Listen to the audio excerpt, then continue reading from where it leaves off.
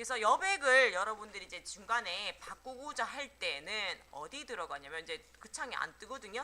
여기 위에 메뉴에 한번 가보겠습니다. 메뉴에 레이아웃이라는 메뉴에 가보겠습니다. 자, 레이아웃 메뉴에 가시면 여기에 여백 및 단이라는 메뉴가 있죠. 여기 한번 들어가 볼까요? 위에서 세 번째 줄. 자, 여백 및 단에 들어가서 보면은 여기에 위쪽, 아래쪽, 왼쪽, 오른쪽 다시 여백을 설정하실 수가 있게 돼요. 그래서 여기서 설정을 하실 수가 있습니다. 됐죠? 자, 그 다음에 혹시나 용지 설정을 내가 다시 바꾸고 싶어요. 용지 사이즈나 이런 것들을 다시 바꾸고 싶다면은 이거는 파일, 메뉴 파일에 들어가 볼게요. 자, 메뉴 파일에 가서 보시면 가운데쯤에 문서 설정이라고 있습니다. 문서 설정. 됐습니까? 여기에 들어가서 보면은 현재 지금 아까 우리 맨 처음에 컨트롤 N 하셨던 것과 같은 새로 만들기 상태. 거기에 그 가로와 높이, 그 다음에 옵션 확장 눌러보면은 밑에 돌연 슬러그까지 설정을 하실 수가 있는 창이 떠요. 여기서 수정하실 수가 있습니다. 자, 일단 확인해서 저는 이렇게 창을 띄워놓고 됐습니까? 자, 이 황금 장미가 시집이래요. 시집. 그래서 128에 188 정도면은 보통 조금 작은 듯한 책 있죠. 그 정도 크기거든요. 그래서 그걸 한번 보도록 할게요. 그리고 이제 여기다가 인디자인은 일반적으로 포토샵이나 일러스트에서 여러분들이 작업했던 이미지나 작업물들을 갖고 와서 쓰는 경우가 많아요. 그리고 기본 도형들은 간단한 걸 여기서 그리실 수는 있는데 일반적으로 이제 작업되어 있는 거를 갖고 오는 경우가 많습니다. 자, 그러면 우리 이제 이전에 받았던 소스, 자, 여기 소스들 중에서 뭐를 쓸 거냐면 여기에 장미 프레임 1-1번이라는 요 파일을 갖고 올 겁니다. 장미 프레임 1-1번 얘를 갖고 올 텐데, 자, 이미지를 갖고 올 때는 여기 인디자인에서는 컨트롤 D예요. D. 어디 메뉴는 어디냐면 메뉴 파일로 들어가서 보면은 이게 단축키가 얘만 요거 조금 보통 좀 달라요. 그 파일에 가져오기는 컨트롤 D 해서 가져오기 되어 있습니다. 가져오기. 이건 좀 많이 써요. 많이 쓰여요. 많이 쓰이니까 좀 봐두시면 좋겠고, 외부의 파일을 갖고 올 때 컨트롤 D 해서 씁니다.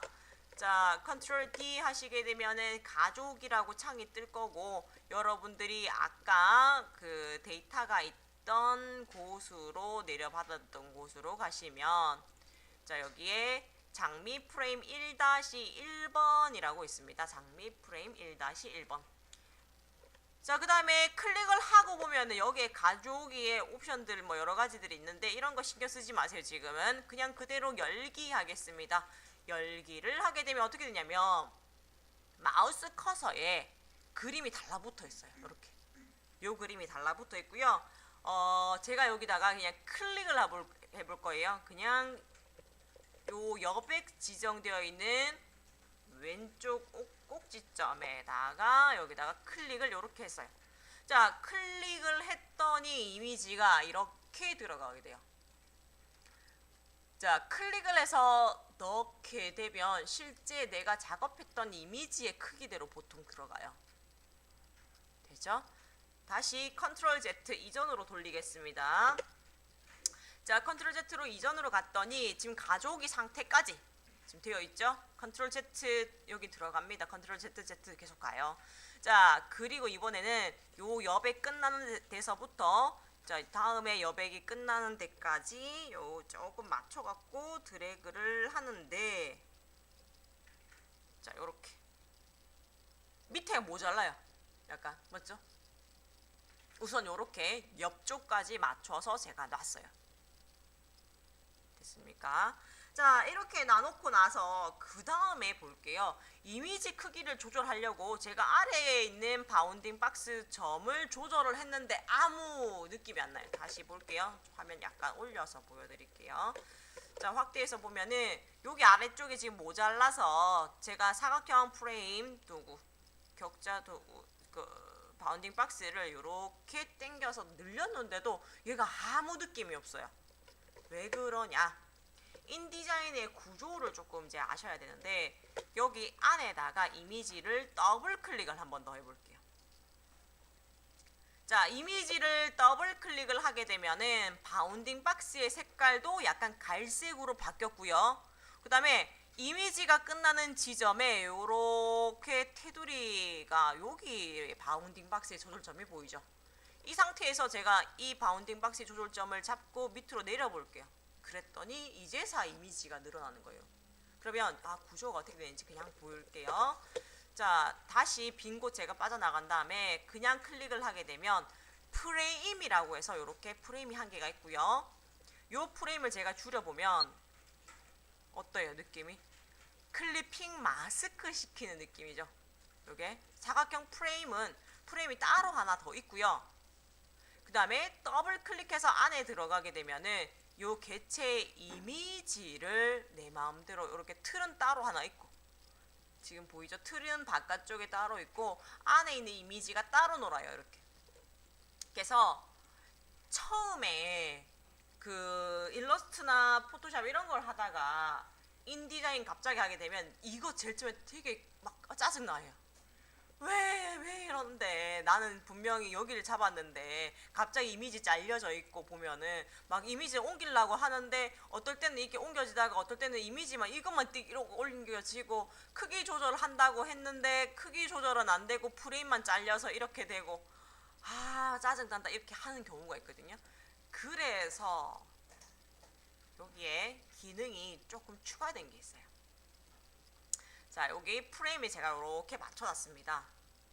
안에 있는 이미지는 더블 클릭해서 들어가시면 안에 이미지 들어가요. 그래서 이렇게 내가 맞춰서 작업을 하실 수도 있고, 밖에 빠져나가는 건 바깥쪽에 더블 클릭하시면 빠져나가요. 바깥쪽에 클릭하시면 빠져나갑니다. 다시 그냥 클릭하시면 프레임 선택이 되고, 조금 연습 좀 해보셔야 돼요. 그 다음에 보시면 어떻게 있냐면 여기 위에 이게 있어요.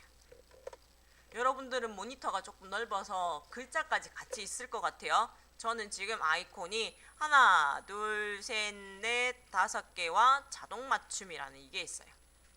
자, 하나씩 한번 살펴볼 텐데, 자, 처음에 거 얘 같은 경우에는 아이고, 이름이 안 뜨네요. 자, 요게 사이즈가 크면 이름이 얘가 안 뜨는군요.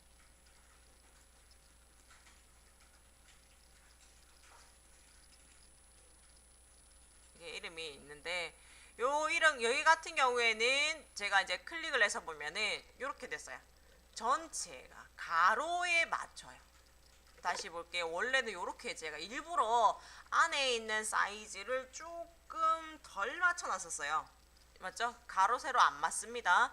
이 상태에서 위에 자동 맞춤 위에 있는 요 아이콘을 제가 클릭을 했더니 가로로 딱 맞춰지는데 아래 위에 거는 현재 지금 잘려버리죠. 가로만 맞춰버려요. 다시 이번에는 두 번째 거를 보면 아래 위 세로만 맞추고 가로는 따로 맞춰주지 않아요. 그렇죠? 자, 그 다음에 세 번째 있는 거는 가로와 세로를 프레임에 맞춰서 딱 채워줘 버려요. 됐습니까? 세 번째 거는 내가 이미지를 이렇게 내 맘대로 이제 조절이 외형 사이즈가 안 맞는 상태에서, 자, 세 번째 툴은 가로 세로에 자동으로 프레임에 딱 맞춰주는 기능. 자, 그 다음에 네 번째 거는 어떠냐면 프레임을 원래 있는 요 이미지 크기에 맞춰서 줄여주는 거예요. 하나씩 본인이 해보시면 아실 것 같아요. 그 다음에 마지막 거는 뭐냐면 프레임과 현재 이 이미지의 가운데를 맞춰주는 거예요. 크기를 맞춰주는 건 아니죠. 그렇죠? 자, 그 다음에 내가 여기를 막 이제 움직이고 하는데 가끔씩 이제 이게 프레임 연결이 풀리고 막 이렇단 말이에요. 일단 요거 맞추겠습니다. 맞춤 중에 가로 세로를 프레임에 맞추겠다 전하겠습니다. 프레임을 맞춰놓고 할 거예요. 됐습니까? 요거 딱 눌러볼게요. 그러면 프레임의 이미지가 자동으로 맞춰졌고 그 밑에 자동 맞춤을 체크하고 쓰시는 게 좋아요. 자, 프레임과 이미지의 크기를 딱 맞춰놓고 난 다음부터는 위에 자동 맞춤에 체크를 하고 쓰시면 뭐가 좋냐면, 자, 드래그할 때 같이 움직이죠. 이렇게. 그 다음에 프레임의 크기를 제가 줄여볼게요. 프레임의 크기를 줄이면 이미지도 따라서 같이 변형이 돼요. 그래서 이게 좀 더 편해요.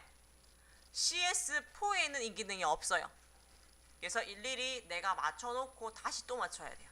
위에 있는 정렬하는 것만 있습니다. 여기 프레임에 어떻게 맞출 것이냐만 있지 자동 맞춤 기능이 없어요. CS4에서는. 그래서 CS6가 그런 면에서는 좀 더 편합니다. 그래서 자동 맞춤 무조건 다 맞춰놓고 나서는 자동 맞춤을 하자. 됐죠? 자, 이렇게 해서 쓰실 수가 있습니다. 자, 그 다음에 요거 저장 한 번만 하겠습니다. 파일에 저장. 본인 항상 저장하시는 곳 있으실 거예요. 황금 장미 저장하겠습니다. 아이고, 장비 해버렸네. 황금 장미.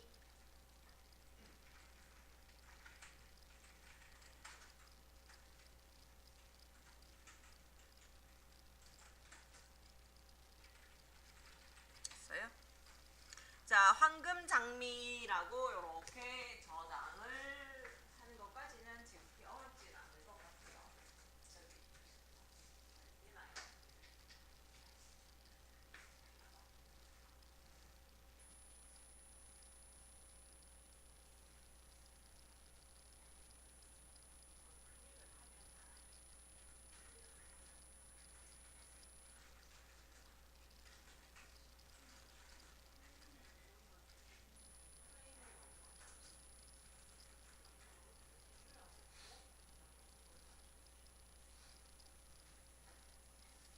프레임 크기를 먼저 맞춰놓고 그다음 거기에다가 이미지를 맞췄습니다.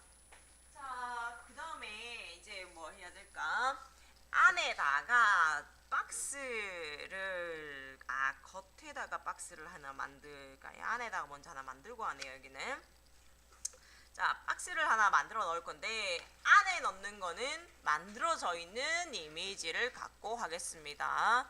자, 여기에 완성되어 있는 거를 참고해서 보면은, 자, 안쪽에 요런 프레임을 내가 일러스트에서 아예 만들어 놓은 게 있어요. 자, 만들어서 요 모양을 만들어 놓은 거를 갖고 오겠습니다. 아까와 똑같은데 이번에는요, 가져오기를 하기 전에 프레임을 그려놓고 할 거예요. 자, 여기에 보시면 툴박스 잠깐 보겠습니다. 툴박스에 펜 툴 모양 바로 밑에 보면은 사각형 도형이 있는데 여기에 X자로 이렇게 되어 있는 툴이 있습니다. 그리고 옆에는 그냥 사각형이 있는 게 있고, 자, 여기에 X자가 있는 요게 프레임 도구예요. 프레임만 생깁니다. 실제 프레임이 기본 틀을 만든다라고 보시면 되겠고, 이게 옆에 거는 도형 툴이에요. 지금 도형 툴은 쓰지 않고 프레임 툴을 씁니다. 자, X에 있는 프레임 툴을 선택을 해주시고 내가 요 정도 안에다가 그려 넣을 거야. 임의로 사각형 하나를 그려 넣겠습니다. 이렇게.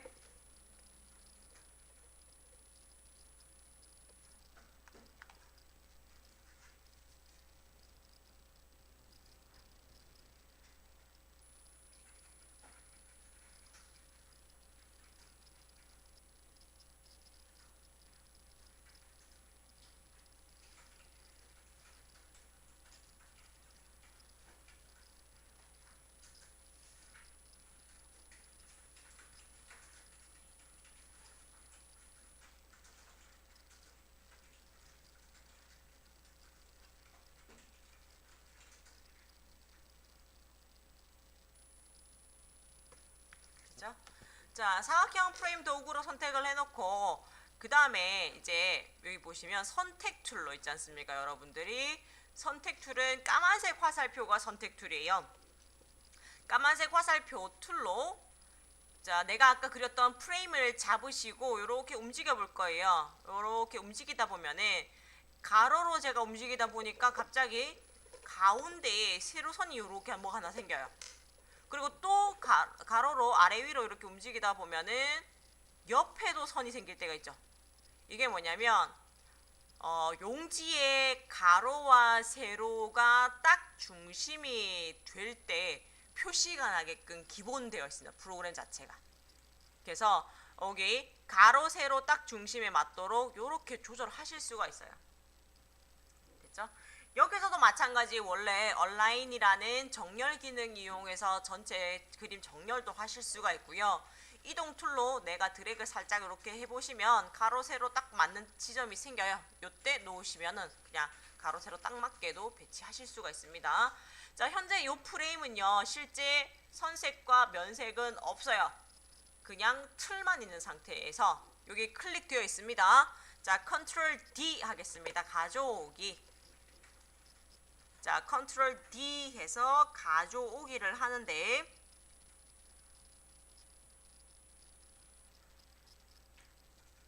됐습니까? 자, 가져오기 할 때 요 안에 있는 테두리는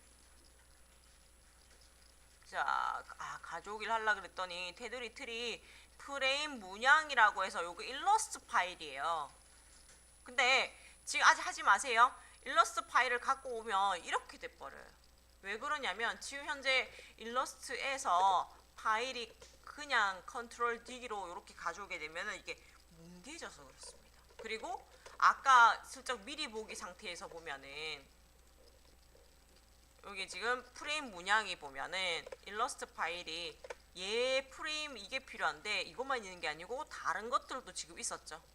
그러니까 이거는 일러스트레이터를 직접 열어서 갖고 오시는 게 더 나아요. 자, 그러면 자, 아까 여러분들 받으셨던 폴더 안에 일러스트 파일 프레임이라는 파일 좀 열어보겠습니다. 프레임 문양 열어볼게요.